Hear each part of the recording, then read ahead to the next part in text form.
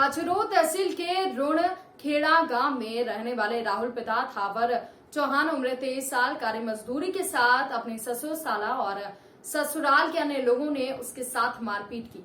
राहुल की पत्नी बिना बताए अपने मायके गांव मतांगना तहसील बटनगर चली गई थी। इसको ढूंढते हुए राहुल भी ससुराल पहुंचा और पहले भी कई बार राहुल की पत्नी पवनबाई बिन बताए घर से जा चुकी है। ससुराल में विवाद हुआ। ससुरालियों ने राहुल के साथ ईंट डंडे से मारपीट की। घटना की शिकायत इंगोरिया थाने में दर्ज कराई गई है। दोनों की एक 7 महीने की बेटी भी है।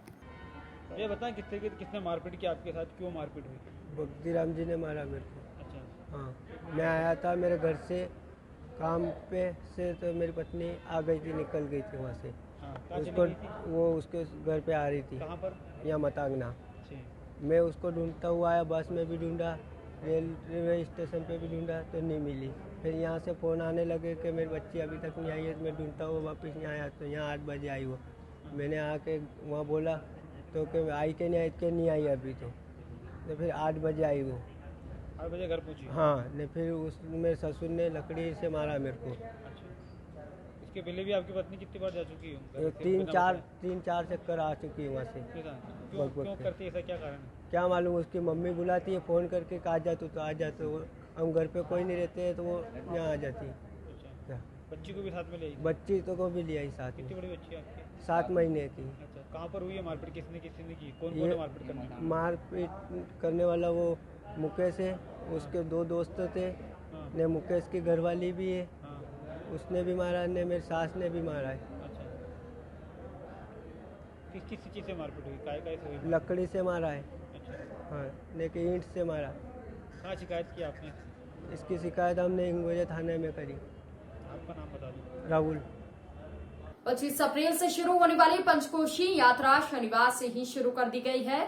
शनिवार दोपहर को मंदसौर से आया दल पहले पड़ाव पिंगलेश्वर पहुंच गया था। वहीं रविवार को सुबह से श्रद्धालुओं के जत्थे नागचंद्रेश्वर का बल लेकर रवाना हुए।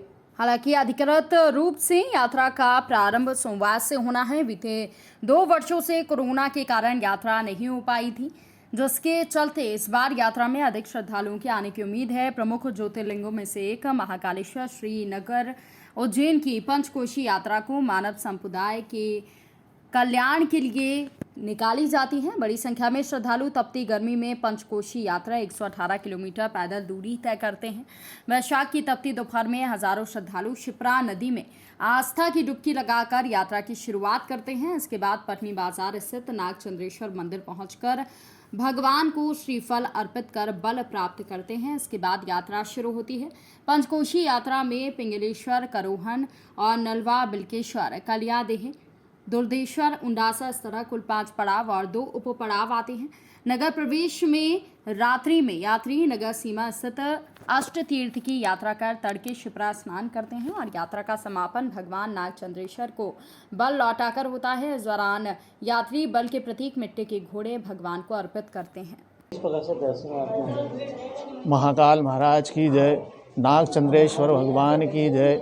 कोरोना काल व्यतीत हो जाने के बाद 2 साल बाद उज्जैन में ये पंचकोशी यात्रा पुनः इस बार शुरू हुई है। जनता में अपार उत्साह है इस यात्रा को लेके। और ये पंचकोशी यात्रा 118 किलोमीटर की है, जो इस नागचंद्रेश्वर मंदिर से शुरू होती है। ये नागचंद्रेश्वर भगवान बल के देने वाले भगवान हैं, ताकत देने वाले भगवान हैं।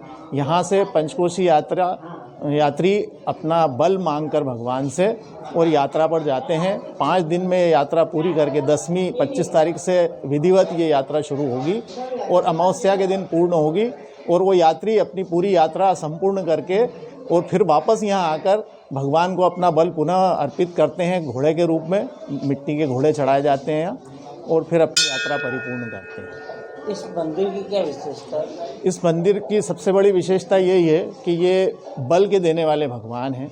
बलदेव जी के रूप में इनको माना जाता है ये शंकर का स्वरूप, लेकिन ये बल देने वाले भगवान हैं। और यहाँ उज्जैन और आसपास के जो भी लोग किसी भी यात्रा पे जाते हैं, चाहे वो अमरनाथ यात्रा पे जाएं या चारधाम यात्रा पे जाएं, वो यहाँ से बल प्राप्त करके और फिर अपनी यात्रा पूर्ण करते हैं। आपका नाम? मेरा पंडित मनीष शास्त्री, प्रतिहारेश्वर भगवान का पुजारी हूँ। और ये राकेश जी शर्मा जो नागचंद्रेश्वर के पुजारी हैं हमारे। देश भर में चल रही सांप्रदायिक हिंसा के बीच उज्जैन से एक सुखद तस्वीर सामने आई है, जहां पर 50 से अधिक हिंदू भाइयों ने तोपखाने स्थित मदार गेट जमात खाने पहुंचकर मुस्लिम समाजजनों का रोजा इफ्तारी कराई और भाईचारे की मिसाल पेश की। चेतन दुबे ने बताया कि देश में सभी धर्म के लोगों को मिलजुल कर रहना चाहिए। मैं मुस्लिम समाजजनों के बीच में रहता हूं और उनके साथ में व्यापार करता हूं। हर साल रोजा इफ्तारी का कार्यक्रम करवाता हूं। इसमें बड़ी संख्या में व्यापारी भी आते हैं और साथ ही साथ मुस्लिम समाजजन मौजूद होते हैं। मुझे मुस्लिम समाज का सहयोग मिलता है। इसका इतना कहकर दुबे ने महात्मा गांधी की 2 पंक्तियों का उल्लेख किया कि ईश्वर अल्लाह तेरो नाम, सबको सन्मति दे भगवान। आज किस प्रकार का आयोजन आपके द्वारा? मेरा नाम चेतन दुबे है। बाबा महाकाल की नगरी उज्जैन से ये रोज़ा इफ्तारी का प्रोग्राम हमारे द्वारा किया जा रहा है। इसका मुख्य उद्देश्य यह है कि जिस तरीके से देश में बहुत तरीके से सांप्रदायिक हिंसाएं की खबर आ रही है बहुत जगह से, तो उस पर हम चाहते हैं कि पूरे देश में, प्रदेश में और समाज में इस तरह का संदेश जाए कि हम सब एक हैं और किसी प्रकार की जो खबरें हैं वो हर प्रकार से, कुछ लोग इधर कुछ लोग उधर, हर जगह रहते हैं जो उन्मादी रहते हैं, उन पे ध्यान ना देते हुए हम सब मिल के रहें। मैं सालों से सबके साथ रहता हूँ। मुस्लिम समुदाय से बचपन से रिश्ता रहा है, उनके साथ रहना हुआ है। मैं एक ब्राह्मण परिवार से आता हूँ। सभी के साथ ऐसा कभी भी मेरा माहौल बना नहीं है। मेरे मित्र लोग भी रहे। आज मैं ये डीलर एसोसिएशन द्वारा जो सब लोग आए हैं उनका भी काफ़ी सहयोग रहा है इसमें। उनको मैं उनका तहे दिल से धन्यवाद देता हूं कि सब लोगों का सहयोग मिला। काफ़ी हिंदू समाज के लोग भी हमारे यहाँ पर रोज़ा इफ्तारी में सहयोग है, कम से 50 लोग हैं और काफ़ी मुस्लिम समुदाय से जो इफ्तारी में आए हैं वो लोग सहयोग प्रदान कर रहे हैं। सबसे बड़ा संदेश यही देना चाहता हूँ बाबा महाकाल की नगरी उज्जैन से कि हम लोग चंद घटनाओं पर ध्यान ना देते हुए इस मुख्य रूप से जो हमारी एक एकता है, हिंदू मुस्लिम एकता है, उस पर ध्यान दें, उसी पे फोकस करें कि किसी के कहने और बहकावे में ना आए और अपना पूर्ण ध्यान इस पे महात्मा गांधी के 2 पंक्तियों पे ध्यान लगाते हुए ध्यान रखें। ईश्वर अल्लाह तेरा नाम, सबको सम्मति दे भगवान। सब एक है, एकता अनेकता हमारी भारत हिंदुस्तान की पहचान है। हम सब मिलके रहें। इफ्तारी के प्रोग्राम बहुत सारे हैं और यहाँ पर मैं बताना चाहता हूँ कि हम लोग इसी मिट्टी के पैदाइश है और इसी मिट्टी के बच्चे हैं और इसी मिट्टी के लिए जीना है, तो हम सब मिलके करें। और इसी के साथ धन्यवाद। जय श्री महाकाल, वंदे मातरम।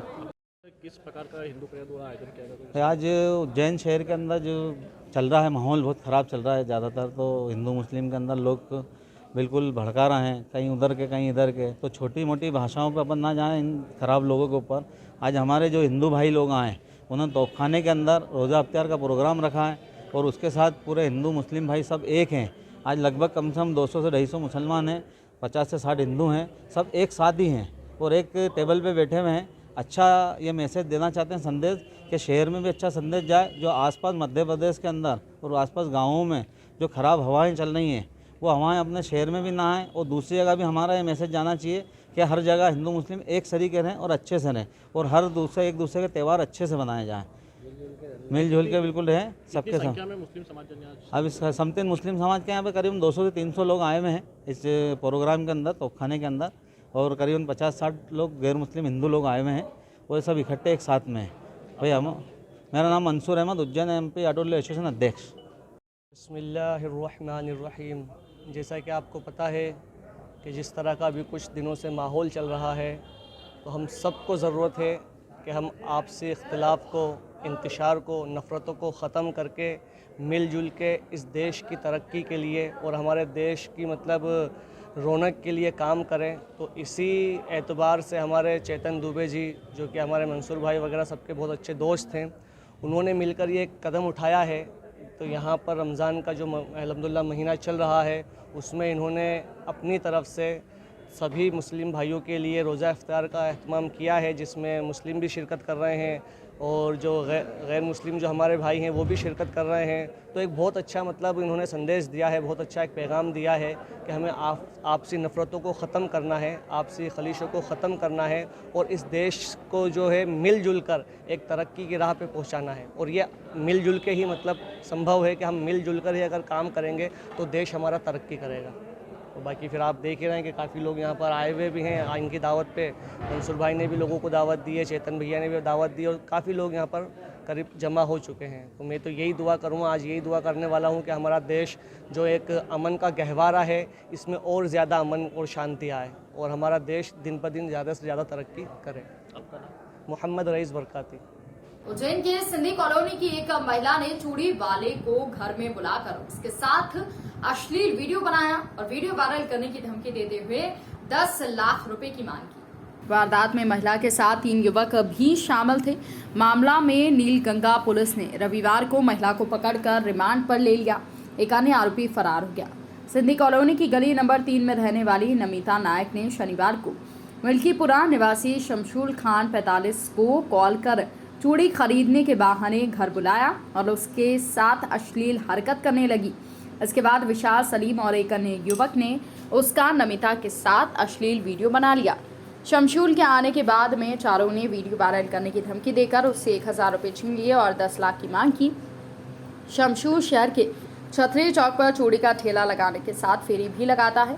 रोजाना की तरह रविवार को वो सिंधी कॉलोनी पहुंचा तो नमिता ने वीडियो बनाकर 1.20 लाख का सौदा होने पर उसे छोड़ दिया। जिसके बाद शमशूल थाने पहुंच गया। टीआई तरुण कुरीन ने बताया कि नमिता घर पर मिल गई, जिसके बाद उसे गिरफ्तार कर लिया है। उसे कोर्ट में पेश कर सोमवार तक रिमांड पर ले लिया है। 3 लोग अभी फरार बताए जा रहे हैं। किस प्रकार से घटनाक्रम हुआ उसका ऐसा, तो क्या कार्रवाई की गई अभी? कल हमारे पास में एक चूड़ी व्यापारी है जो गोपाल मंदिर के आसपास कहीं दुकान लगाता है चूड़ियों की। उसके द्वारा बताया गया था कि एक महिला ने उसको फ़ोन करके बोला कि उसको चूड़ियाँ खरीदनी है 3-4 हज़ार रुपये की, तो वो घर आए। तो पहले तो चूड़ी वाले ने मना किया, लेकिन उसने क्या कहते हैं कि कुछ बोले कि आप अपनी बहन के लिए भी इसी प्रकार से करोगे, तो ऐसे बातों में लेके उसको घर बुलवाया। घर के अंदर वो महिला ले गई, तो जहाँ पे 2 व्यक्ति पूर्व से ही मौके पर मौजूद थे, तो उस महिला उस आवेदक का कहना है कि उन दोनों व्यक्तियों ने उसके साथ मारपीट की और उसके कपड़े उतार दिए और महिला के साथ में उसके आपत्तिजनक वीडियो बना लिए हैं। और उसके बाद वीडियो बनाने के बाद उक्त व्यक्ति जो हैं, महिला और उसके जो साथी हैं, उन लोगों ने 10 लाख रुपए की मांग की। तो वो 10 लाख देने में असमर्थ हुआ, तो वो करते करते वो 1,20,000 पे आए और उस व्यक्ति को वहाँ से उन्होंने छोड़ दिया। और वो छोड़ने के बाद में वह व्यक्ति रात के समय थाने पे आया था, जिस पर हमने प्रकरण पंजीबद्ध करके कार्रवाई की है। उक्त जो महिला है उसको सिंधी कॉलोनी से गिरफ्तार किया गया है और उसके 2-3 जो अन्य साथी हैं उनकी तलाश की जा रही है। पंचकोशी यात्री पिंगलेश्वर पड़ाव पर गत रात को पहुंच गए थे। यात्री आज यहां से अगले पड़ाव जा रहे हैं। 25 अप्रैल से प्रारंभ हुई पंचकोशी यात्रा में श्रद्धालुओं की सुविधा के लिए जिला प्रशासन के द्वारा पेयजल, दवाई, मलहम और छातिया की व्यापक व्यवस्थाएं की गई हैं, जिससे यात्री प्रसन्न हैं। कलेक्टर से आशीष सिंह और पुलिस अधीक्षक सत्येंद्र कुमार शुक्ला ने पिंगलेश्वर से त्रिवेणी मार्ग का भ्रमण कर निरीक्षण किया। पड़ाव स्थल पर यात्रियों ने की गई व्यवस्थाओं की सराहना की है और संतुष्टि व्यक्त की है। सरकार की तरफ से सभी सुविधाएं मिली, खाने पीने की, पानी की, नहाने धोने की, गोली दवाई सब मिली। आपका नाम और आपके गांव का? अब राजगढ़ जिले से, मेरा नाम कलावती है। और असीम आनंद आ रहा है मेरे को, और चाहता हूँ कि हमेशा 8 साल में पिंगलेश्वर की सेवा में आता रहूँ। नगर से हूँ, शिवपुरी उज्जैन से हूँ, रमेश चंद्र शाह। कोई कमी नहीं है, भगवान ईश्वर सरकारी आनंद है, सब तरह का दवा दारू ये वो खान पान पानी व्यवस्था सब बहुत बहुत बढ़िया है। मैं 5वीं बार क्यों आ रहा हूँ, सब सुविधा है सरकारी, आनंद ही आनंद है।